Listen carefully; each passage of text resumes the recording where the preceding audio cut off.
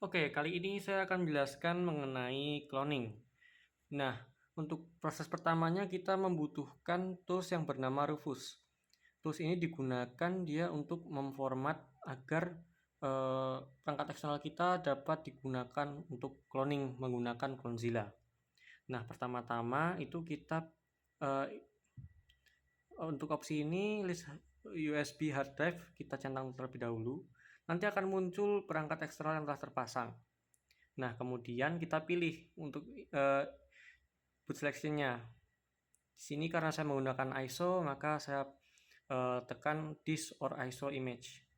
Kemudian saya akan cari untuk file ISO-nya, yaitu saya letakkan di data D. Kemudian ini untuk opsi partition SIM-nya kita biarkan untuk di MBR, dan juga target sistemnya tetap kita biarkan di BIOS dan UEFI. Untuk label kita diamkan saja, file system juga kita diamkan saja seperti ini. Lalu kita tekan start. Kita pilih yang recommended.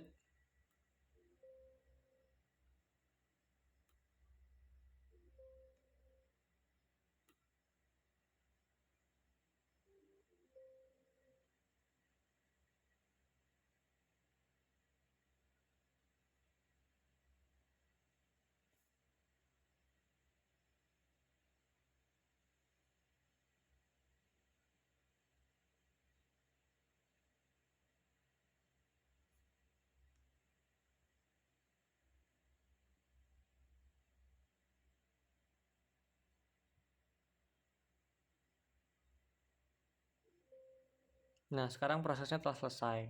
Kemudian kita lanjut lagi ke tahap selanjutnya. Selanjutnya kita masuk ke BIOS dan kita pilih tempat yang telah kita pasangkan dengan boot Clonezilla tadi. Nah, untuk kasus ini saya telah pasangkan di eksternal hard drive saya. Di sini saya tekan langsung enter untuk opsi HDD saya. Next. Untuk opsi ini kita pilih saja yang paling atas. Kita tunggu.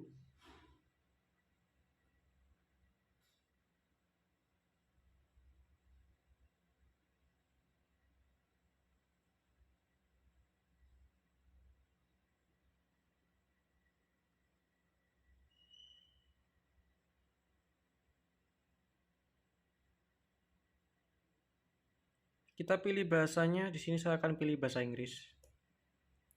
Untuk keyboard layoutnya juga saya biarkan seperti biasa. Selanjutnya kita pilih opsi Start Clonezilla.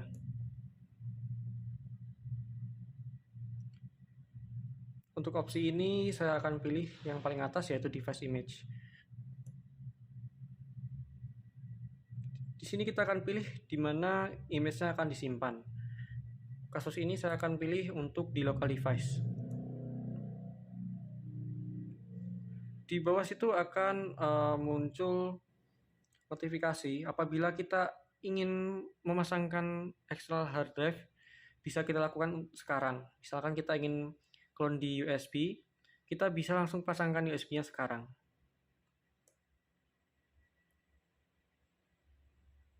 Sebelumnya saya telah memasangkan eksternal HDD sebelum masuk ke BIOS. Jadi saya tidak perlu memasangkan lagi. Kemudian pada window ini kita klik Ctrl C untuk exit dan kita tunggu.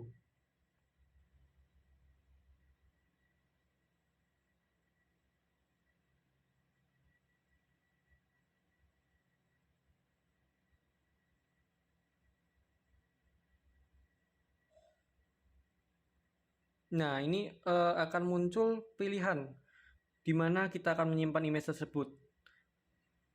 HDD saya telah terdeteksi di paling bawah di SDA1. Kita langsung tekan enter di sini. Untuk opsi ini saya pilih untuk skip checking.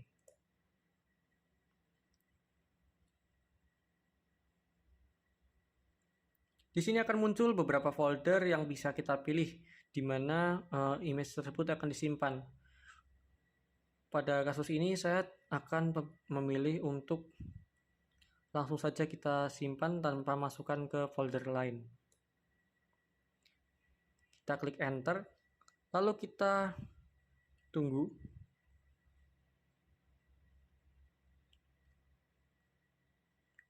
Untuk modenya di sini saya akan pilih mode beginner. Lalu saya pilih save local disk as an image. Ini untuk penamaan ya. Nah, untuk penamaan sendiri saya akan biarkan seperti ini saja. Kita klik enter.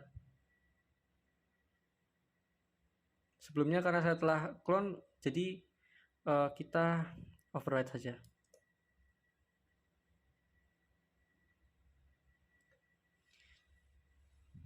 Kita klik enter. Di sini kita pilih untuk yang paling atas juga. Kita pilih skip checking. Kita pilih untuk cek image-nya karena di sini saya ingin mengeceknya juga. Lalu untuk opsi encrypted ini saya akan pilih yang bawah ya untuk di encrypt karena ini lebih direkomendasikan. Kita klik.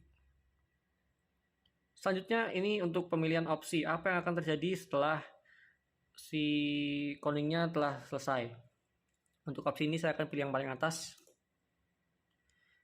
Kita klik enter, lalu kemudian di sini akan muncul masukkan kata-kata agar bisa digunakan kembali. Nah, di sini saya akan masukkan asal saja. Kita ulangi lagi. Kita klik enter.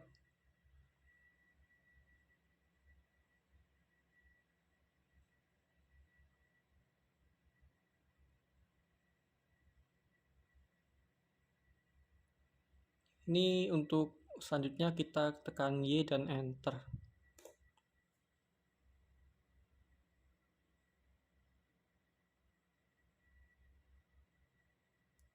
Kita tunggu sampai proses selesai.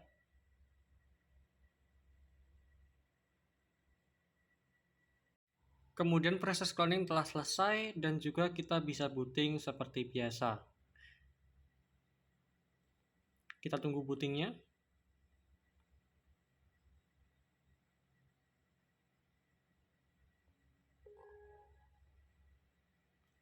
Oke, kita seperti biasa ya. Kita coba cek dulu. Oke, normal, tidak ada yang berubah di sini tampilannya. Kita cek.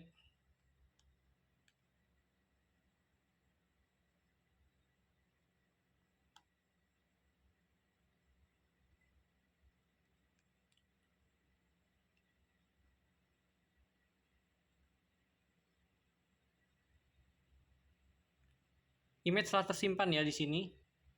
Oke, sekian.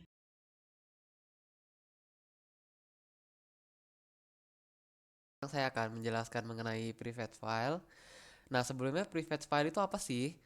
Nah, private file itu adalah file yang merupakan bagian dari mekanisme yang digunakan oleh SO Windows yang fungsinya tuh untuk meningkatkan performa proses booting dalam meluncurkan sebuah aplikasi.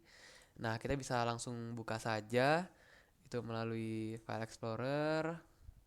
Lalu kita buka sih, cari Windows, lalu private file. Nah, bisa dilihat ini merupakan file-file yang terbuat karena user itu membuka suatu aplikasi. Jadi dengan adanya private file ini, forensikawan tuh bisa dapat melacak jejak aktivitas aplikasi yang dijalankan sama pengguna. Terus juga bisa melihat seberapa sering user menggunakan suatu aplikasi. Karena di sini bisa dilihat nih date modified-nya itu adalah sekian sekian sekian. Lalu mungkin bisa diurutkan seperti itu. Lalu contoh kasus ini saya yang upload sih. Jadi kalau misalnya di suatu case itu terdapat folder private file, itu dapat dicek seperti akses time-nya kapan, create time-nya kapan. Misalnya mungkin kita bisa tes langsung ya. Oke, mungkin kita buka Discord dulu.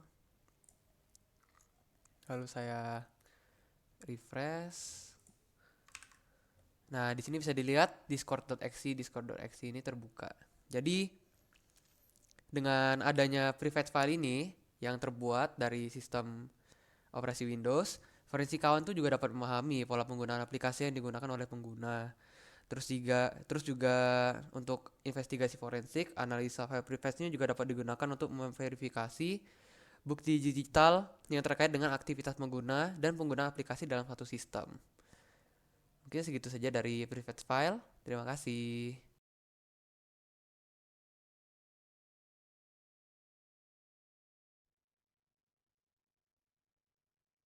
Baik, terima kasih atas penjelasan teman-teman. Selanjutnya saya akan menjelaskan tentang analisa perangkat eksternal yang terhubung atau pernah terhubung dengan sistem.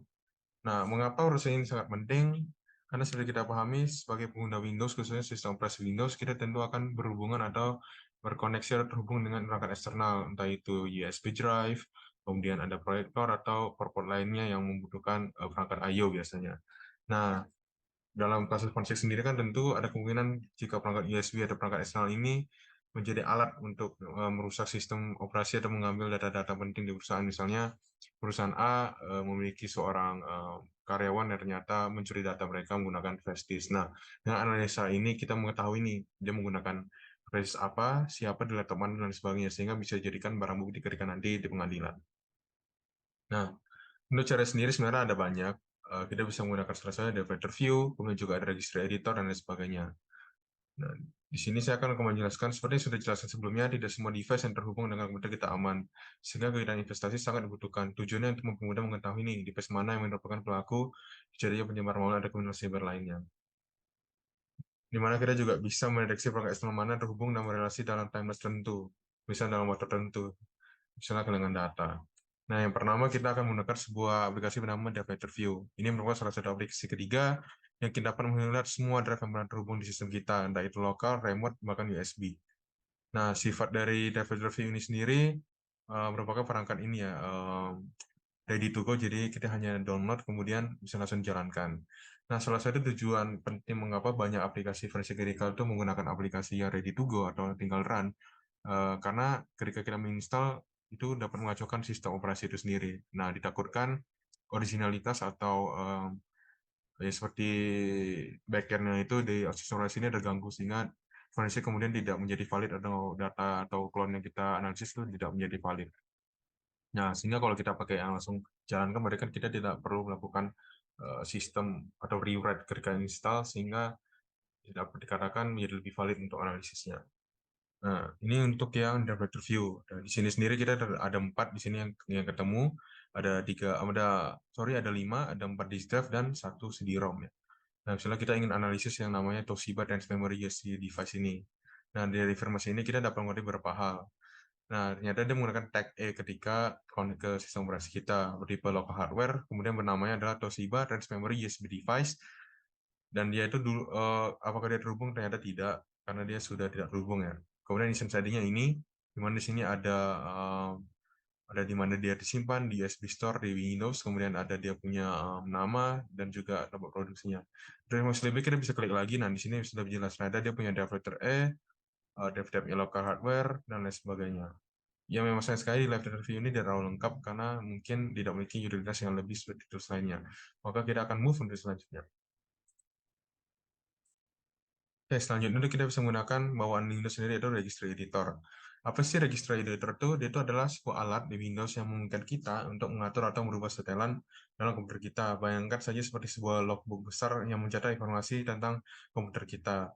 Nah, Regedit atau Registry Editor dapat kita manfaatkan juga untuk mendapatkan informasi-informasi berharga, salah satunya tentang USB yang pernah terhubung ke perangkat kita. Nah, ini menggunakan Registry Editor, kita bisa ikutin langkah di sini. Pertama kita buka Registry Editor, kemudian kita cek di HKey Local Machine, masuk ke sistem, ke Enum, kemudian ke USB Store. Nah, di USB Store sendiri teman-teman dapat lihat di sini ada 3 drive. Nah, kita pilih salah satu, misalnya disk yang bernama Toshiba tadi. Nah, ternyata disimpan juga nih, dia punya serial name, ini unik, sehingga bisa diidentifikasi nanti. Nah, kemudian kita bisa klik kanan dan kemudian kita ekspor menjadi sebuah TXT. Dengan saya coba demokan tadi ya, kita masuk dari Registry Editor, kita open, bisa dari command prompt, tinggal begini, Registry Editor dibuka, Maka muncul layar ini, kemudian kita masuk ke Edge local machine, ke sistem, kemudian ke sini current control set, enum, kemudian kita ke USB, ini bagian USB ini. Atau maaf, USB ini sebenarnya dia ini lebih ke bagian VID dan PID. Nah, VID-nya itu vendor ID, sedangkan PID itu produk ID-nya. Jadi kalau mau kita lihat nama yang lebih gampang, kan tentu kita bakal coba di USB Store. Nah, di sini nih, di disk Toshiba ini serial name-nya, kemudian kita bisa ke kanan, kemudian kita ekspor. Nah, ini teman-teman ada bisa dalam bentuk TXT atau REC ya. Kalau REC ini tentu bukanya pakai registry editor sendiri. Setelah kita pengen coba, kita simpan dalam bentuk TXT karena lebih gampang. Kita coba simpan di download saja deh, di downloads, misalnya dosi. Kita bisa buka, ini sudah kita ekspor di download. Nah, ini teman-teman yang udah di download tadi, ternyata ini sangat-sangat lengkap ya. Bahkan ada nih last write time ini atau waktu menulis terakhirnya. Itu di tanggal 31 bulan 10 Oktober jam segini 8.26. Nah, dari sini kan bisa mengetahui ternyata misalnya ada suatu kasus analisis terjadi pencurian data misalnya, dan dicurigakan dari CCTV tampak nih ada karyawan namanya Abel misalnya, dia ini sudah tidak bekerja lagi setelah dipecat. Nah, ternyata dia sebelum itu pernah melakukan copy ini untuk merugikan perusahaan. Diceklah CCTV-nya sekitar jam segini, misalnya jam 8 sampai jam 9. Kemudian kita bisa cek di komputernya, misalnya di komputer ini ya. Kemudian kita cek, mau dekat USB, ternyata muncul kan. Ini masuk akal, kejadian tanggal segini pas dengan apa yang di CCTV. Sehingga ini bisa menjadi bukti yang kuat bahwasanya dia memang melakukan sesuatu yang mencurigakan. Nah, di sini sudah lengkap, ada kontainer ID-nya, hardware ID, dan lain sebagainya. Ini sangat-sangat lengkap dan bisa digunakan sebagai bahan bukti atau bahan analisis kemudian lebih lanjut. Nah, oke. Kemudian kita juga bisa coba aplikasi lain. Komponen informasi tadi sangat berharga, dapat kita jadikan bukti atau bahan analisis lebih lanjut.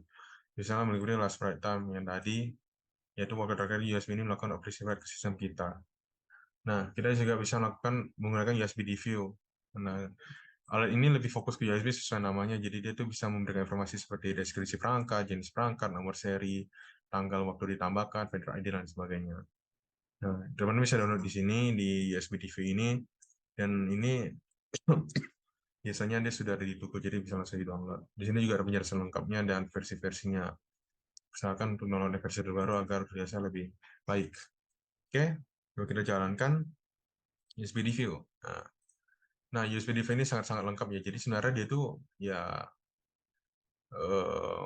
memberikan semuanya yang tentang USB pernah connect sistem kita. Bahkan termasuk yang lain yang nggak termasuk, misalnya Bluetooth ini juga termasuk. Xbox juga pernah controller dan lain sebagainya. Misalnya kita cek ini sama Toshiba ya. Nah, kita klik. Nah, ternyata ini informasi lebih lengkap teman-teman dari yang tadi yang sebelumnya lengkap pertama. Dan dia ditampilkan dalam bentuk yang enak juga.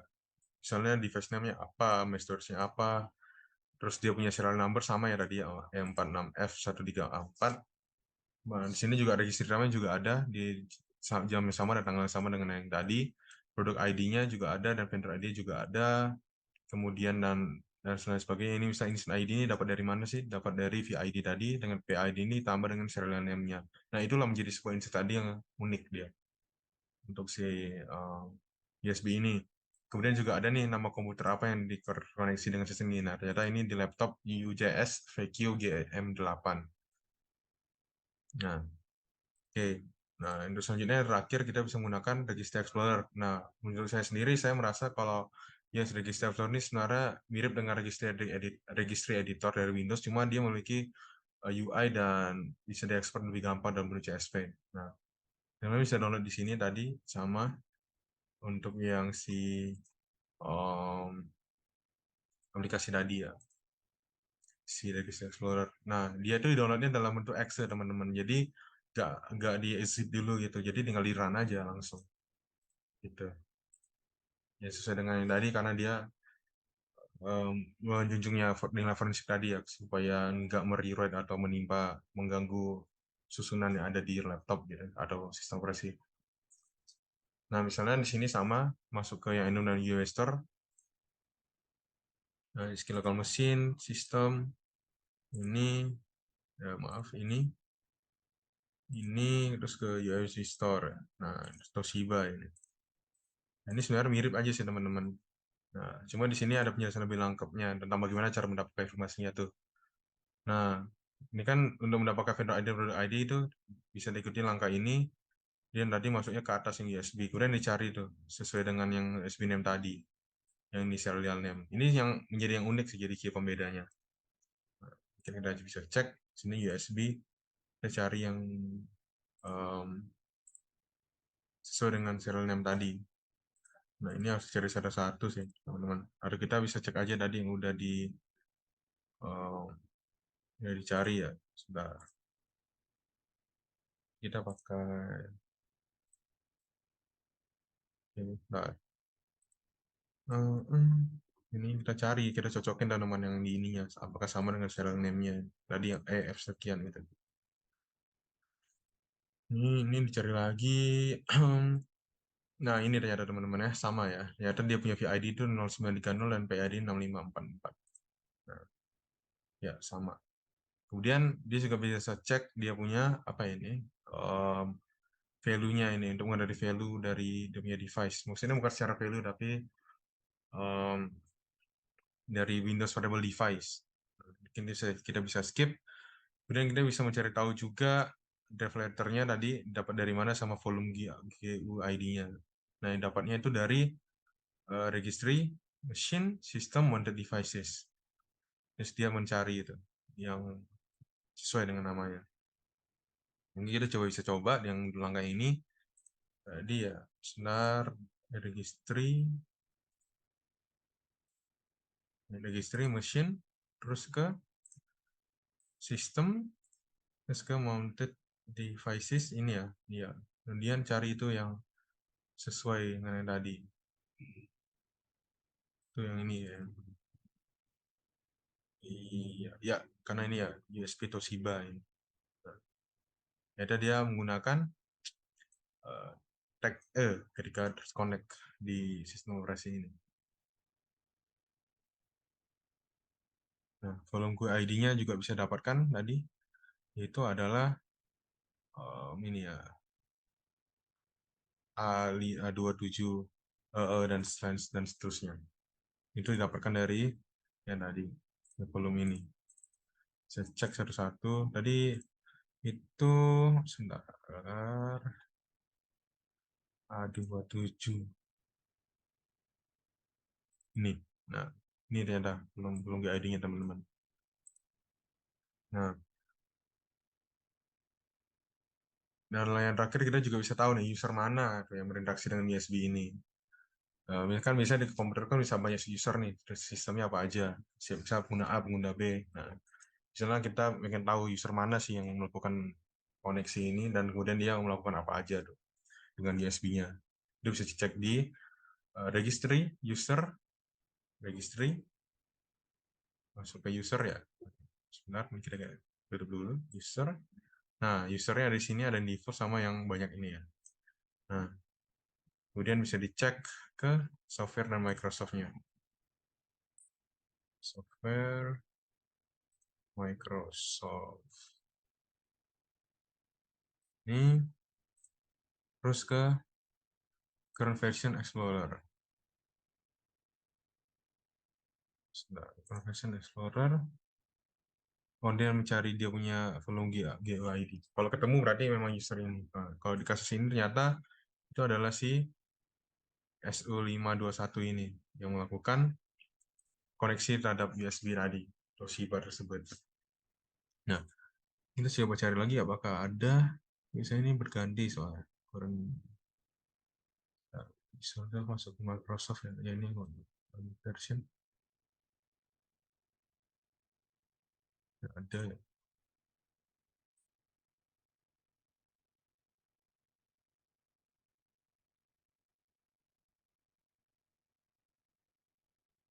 Oh yang ini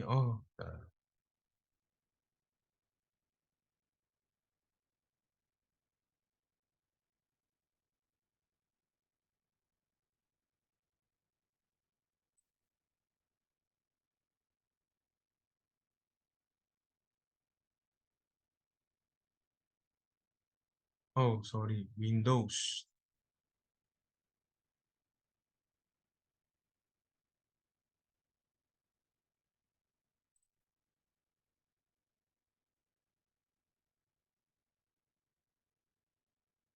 Teman-teman, ini ke radikal.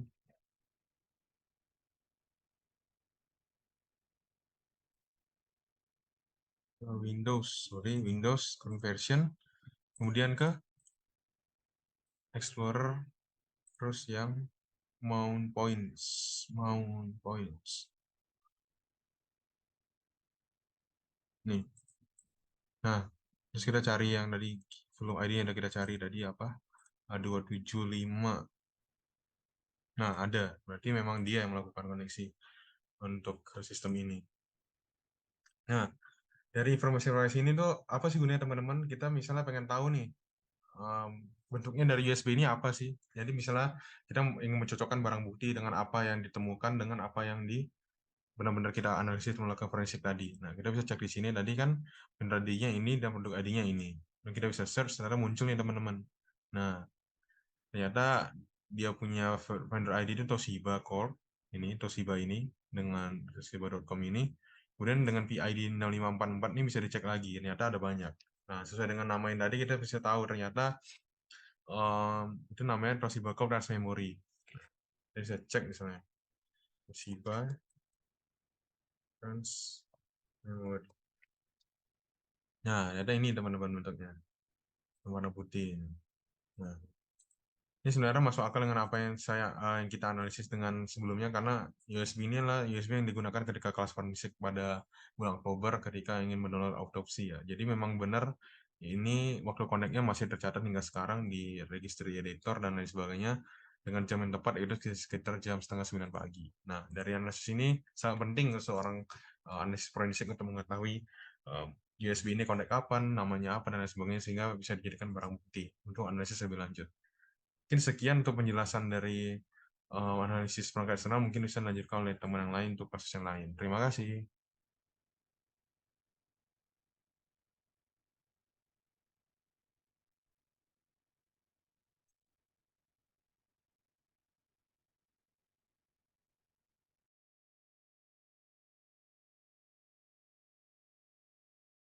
Baik, di sini saya akan menjelaskan tentang cara untuk mengaktifkan file dan folder audit. Yang pertama, untuk mengaktifkan Object Access Auditing pada grup polisi, di sini kita akan membuka Start, kemudian Command Prompt, Run as Administrator. Di sini kita akan ketikkan gpedit.msc. Nah, kemudian akan muncul jendela grup polisi editor. Kita akan pilih Computer Configuration, Windows Settings, Security Settings, kemudian Local Policies, lalu Audit Policy. Nah, di sini tampil beberapa audit policy. Yang kita bisa pilih adalah Audit Object Access. Di sini dicentang bagian Success and Failure, kemudian kita OK. Dengan demikian sudah tersimpan. Kita lanjutkan dengan melakukan konfigurasi auditing pada file dan folder. Kita akan buka file atau folder yang ingin diaudit, contohnya file 1 ini. Kemudian kita akan buka jendela Properties. Di sini kita akan masuk ke bagian Security, kemudian Advanced. Di Advanced, kita akan memilih bagian Auditing, lalu Continue. Di sini akan tampil jendela Auditing Entry dengan nama Advanced Security Setting. Nah, di sini kita akan memilih tombol Add ini untuk memasukkan data. Kita pilih Select a Principal. Di sini kita akan beri nama Everyone. Save names. Oke. Kemudian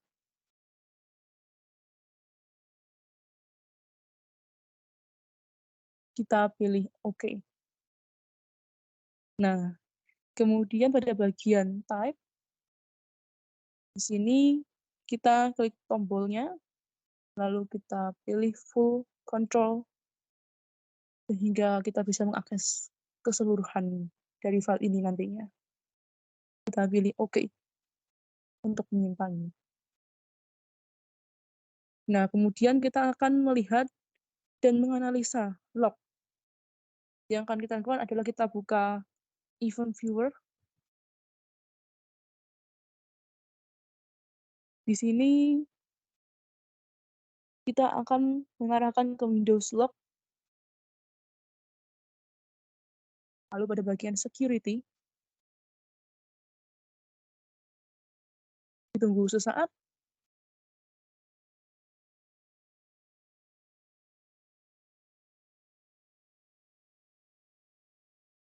Nah, di sini sudah ditampilkan hasil dari audit Windows, termasuk audit sukses dan audit failure. Kita bisa coba double klik untuk melihat hasilnya. Nah, di sini keterangannya adalah audit sukses. Lalu kita coba cari yang lain.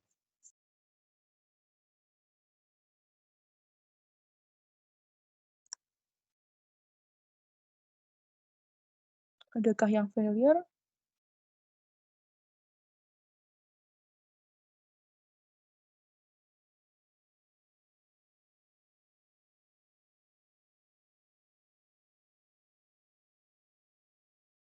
Sepertinya tidak ada. Baik, sekian dari saya. Terima kasih.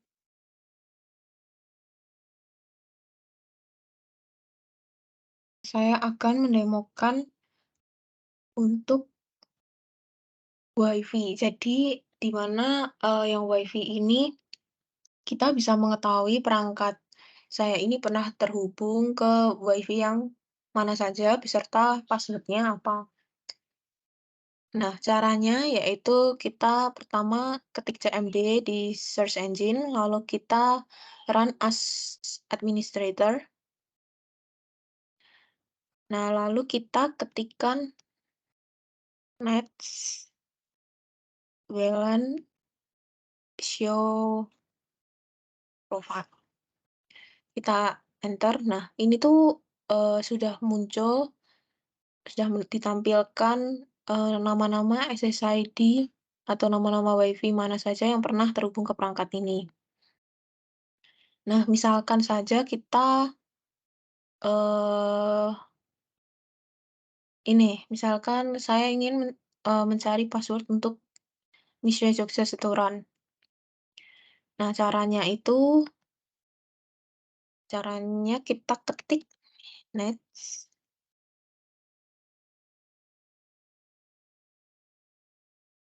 VLAN, lalu show profile.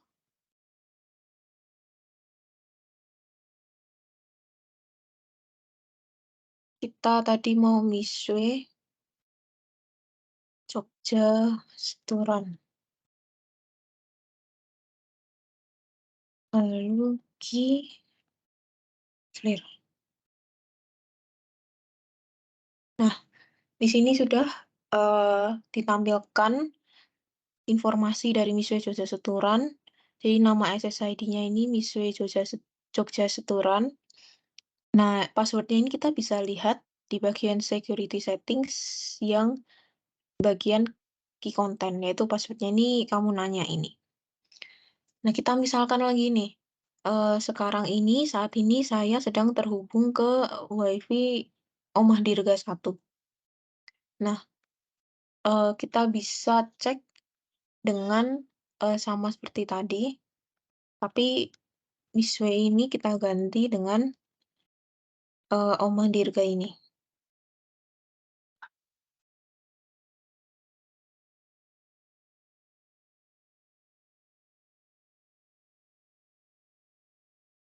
Nah, sekarang kita coba. Bisa dilihat, ini SSID-nya Rumah Dirga. Nah, key kontennya atau password-nya ini Kalimat. Nah, kita bisa cek, kita klik ke WiFi, lalu klik ke properties. Nah, bagian WiFi, view WiFi security key, kita view. Nah, bisa dilihat password-nya sama Kalimat. Sekian, demo WiFi dari saya.